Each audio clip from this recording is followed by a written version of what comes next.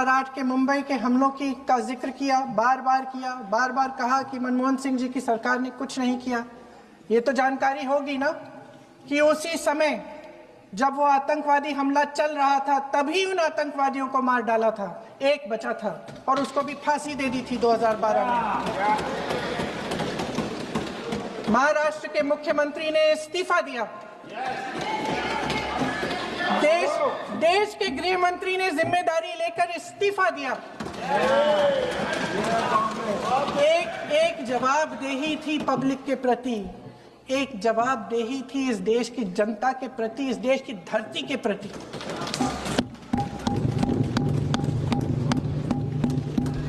राजनाथ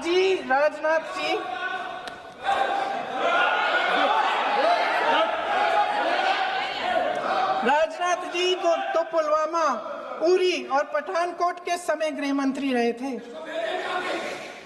आज वे रक्षा मंत्री हैं और हमारे गृह मंत्री महोदय श्री अमित शाह जी के नाक के नीचे पूरा मणिपुर जल गया, दिल्ली में दंगे हुए, पहलगाम में हमला हुआ और आज भी वे उसी पद पर बैठे हैं। क्यों?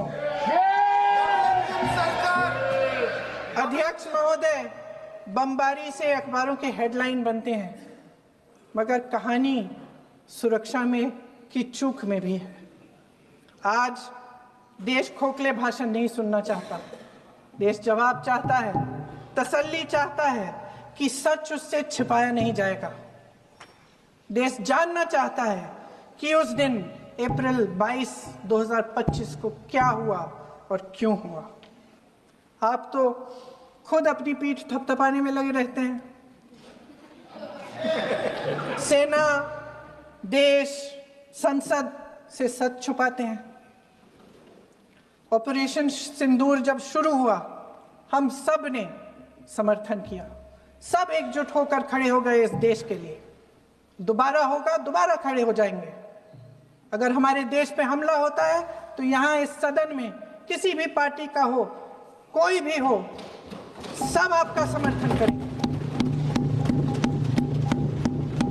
और हमें अपनी सेना पर गर्व है कि उन्होंने इस बार भी दृढ़ता से लड़ाई लड़ी, धैर्य से लड़ाई लड़ी, वीरता से लड़ाई लड़ी।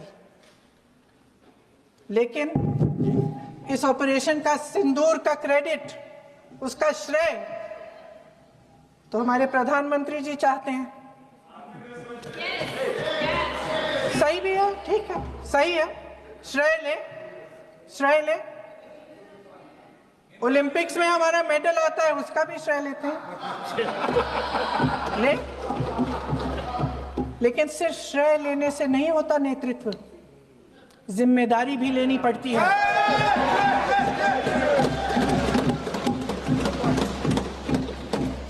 देश के इतिहास में ये पहली बार हुआ, देश के इतिहास में यह पहली बार हुआ कि जंग होते होते ही रुक गई है जी। और इस रुकावट का ऐलान हमारी सरकार, हमारी सेना नहीं करती, अमेरिका के प्रेसिडेंट करते हैं, अमेरिका के राष्ट्रपति करते हैं।